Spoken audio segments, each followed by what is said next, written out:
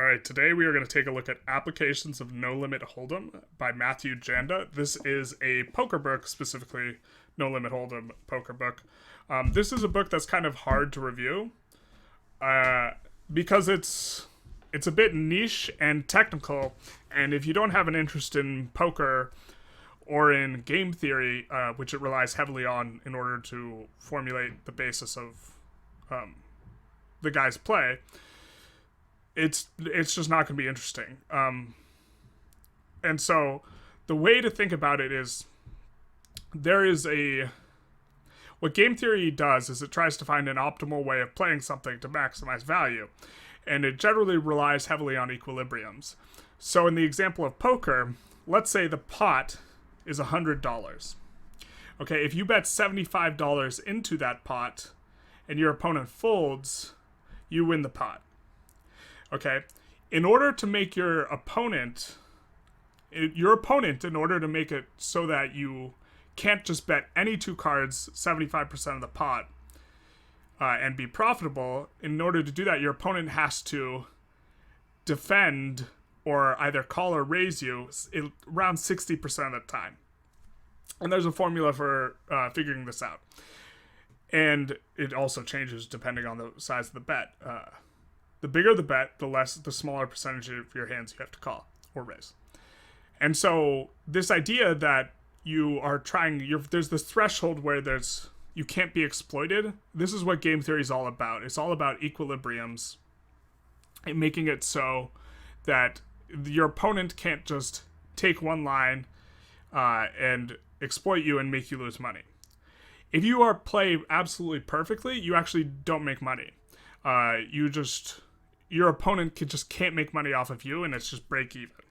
And so what you do is you try and get a game theory optimal sort of play, and then that's your baseline. And then if you notice your opponent is, let's say, calling 80% of hands when you bet 75%, you should just bet less because they're just calling you down, right?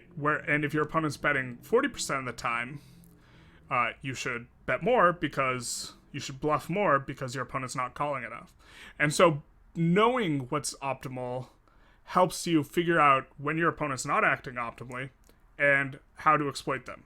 So you make money by exploiting, but the GTO play, game theory optimal, is what you need to know in order to know when to exploit and how to exploit. So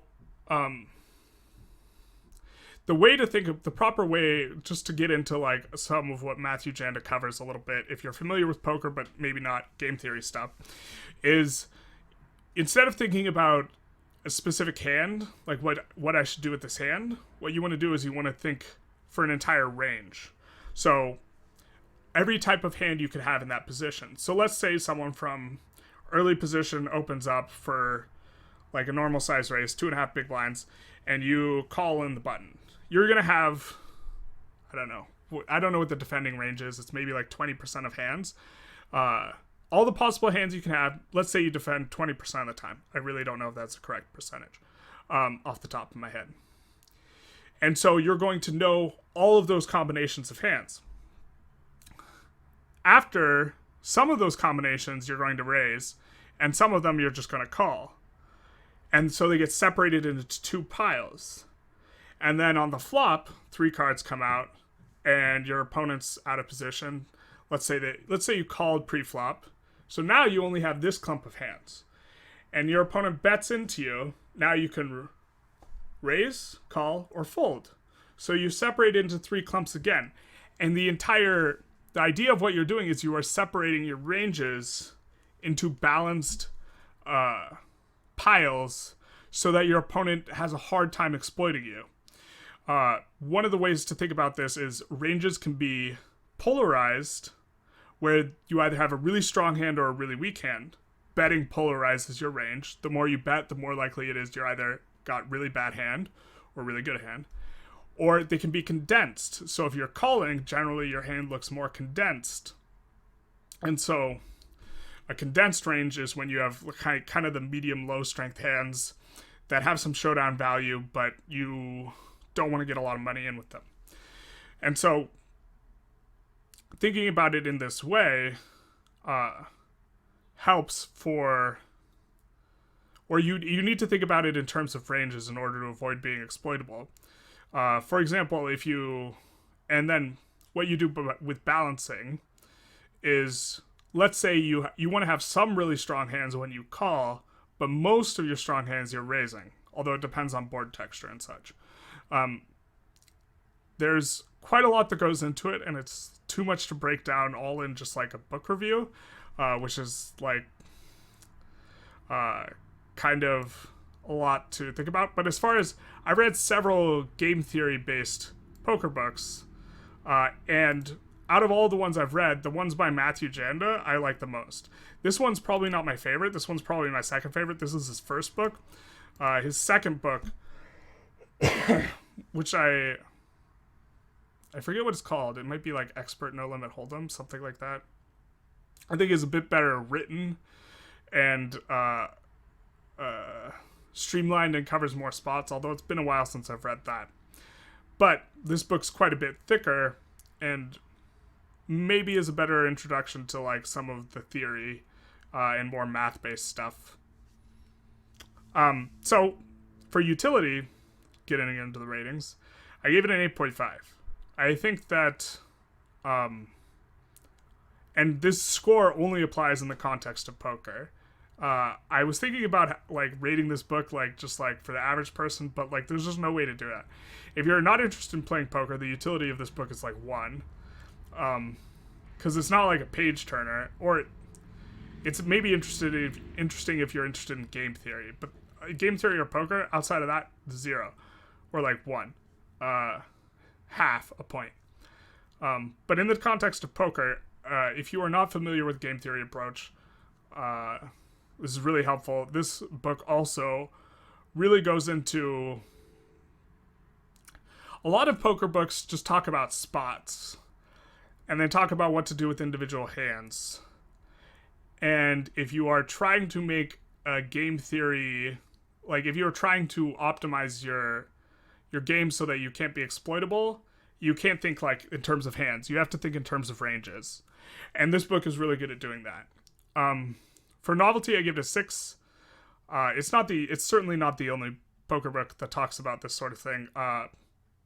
Especially, I haven't read too many poker books that have come out in the last 3 to 4 years, but I have to imagine this sort of stuff is getting more common.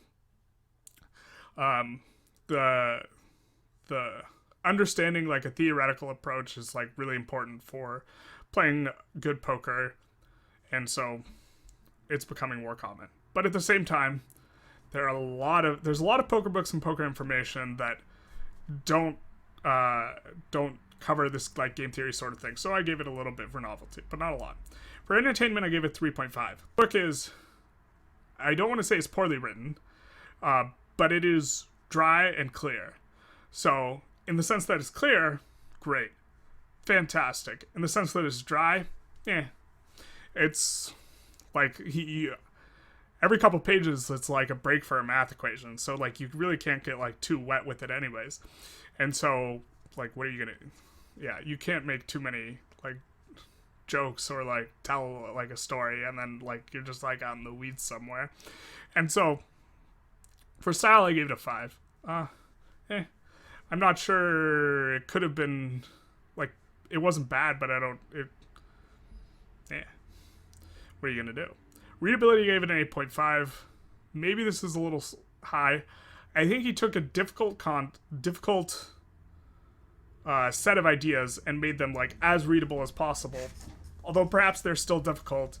The book is definitely focused on the more practical aspects, and it like doesn't go into too much. It doesn't go to an obscene amount of theoretical detail other than to get you to understand why you need to do stuff like at a certain rate or stuff like that. It doesn't go into more detail than necessary. It's not like a theoretical math book of poker. And for interesting, I gave it a 6. I certainly find it interesting. There's a lot of spots where he talks about how you can be exploited, like by like over bets, which is not.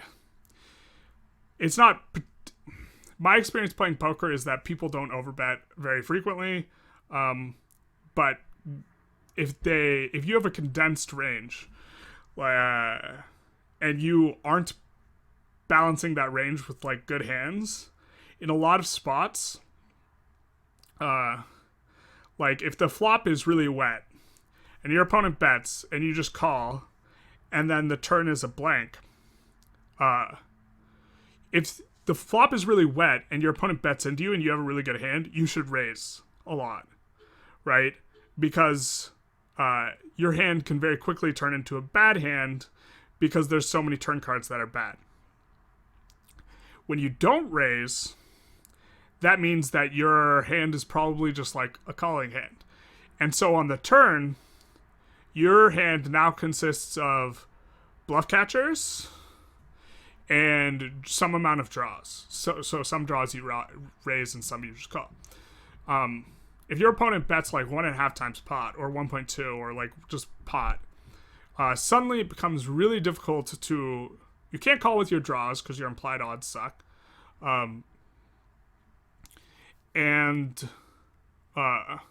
Like the math doesn't make sense to call with your draws. You suppose you could raise with them, but then like it's awkward. And then your medium strength hands, when your opponent bets like pot and then pot, it's enough to make it almost be like the equivalent of betting 4 streets, and your hand's too weak to call that down for that, and so it puts you in like a really like rough spot.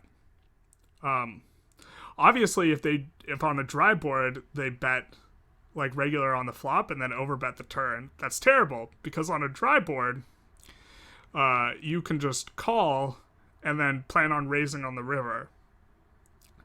But that's not the case on wet boards. So there's like certain board textures and runouts where overbetting is really good. And some of those spots I had not thought of. And when Janda points them out, it's pretty interesting to me. Anyways, so the overall rating is a 6.33. This is like maybe not super high. It's like a technical book, and it's kind of like drudgery in that sense. It's probably in my top 5 favorite poker books, although it's really hard to evaluate. Some poker books are like entertaining more so than like useful, and some books are useful and not entertaining at all. This would fall into that category, or well, like, yeah, not particularly entertaining. As far as recommendations go, I would recommend this book or Matthew Janda's other book to anyone who does not have a more technical understanding of poker and is interested in getting better at poker. Like, I would strongly recommend either this book or his other book. Maybe there's been, in the last 4 years, some better books that have come out, but this and I think it's Psychology of Poker or Poker Player Psychology, something like that, are probably if I had to put together like 3 books or something, 3 or 4 books, that would be amongst them. This would be just for the playing poker aspects of poker. So just to be clear, he doesn't talk about like bankroll management, how to not be on tilt. It's just all about technical play. There's nothing whatsoever about those other things, which I think is great, because you can find those other things fairly easily. This has kind of been finding something of this quality for game theory perspective has been a bit difficult. So would recommend very highly. As far as recommendations go, if someone knows of another poker book that they particularly like that has a game theory perspective, I'd be interested in knowing it. Or even, what's your favorite poker book for like soft skills, like bankroll management, not going on tilt? And what's your favorite poker book for exploitative play? Which this book covers a little bit, but not a lot, where you are taking a line that's easily exploited, but you're doing it to exploit someone else. So for example, like I was talking about with the, on a wet flop, when someone doesn't raise, usually their range is condensed. A leak most people have, or like a lot of people have, is that their range is too weak on the turn. They don't balance it. They don't they don't just flat call with top set, which is something Janda advocates, because top set blocks your opponent's top pair hands. So that means they can't have top pairs, so it's more likely that they're bluffing. And so it's a better hand to call with in a lot of spots, although you can raise it too. But when a dry card comes, it means you can bet 1.5 pot, right? And against a lot of people, and they'll just be in a really bad spot. And they're not going to raise you with top set on the turn a lot because they raise on the flop. And so an exploitative thing would be to bet with a not balanced range on the turn, 1.5 times pot. Just have way too many bluffs in there. And just know that your opponent's just not going to call enough or raise enough because you're so nutted in those spots. Of course, it's easy to adjust when someone's doing this, and so they can adjust to your play. So maybe don't do it too often, but there it goes with the exploitative stuff. So when you do an exploitative thing, if your opponent adjusts to it, then you will be the one losing money. So anyways, have a good one.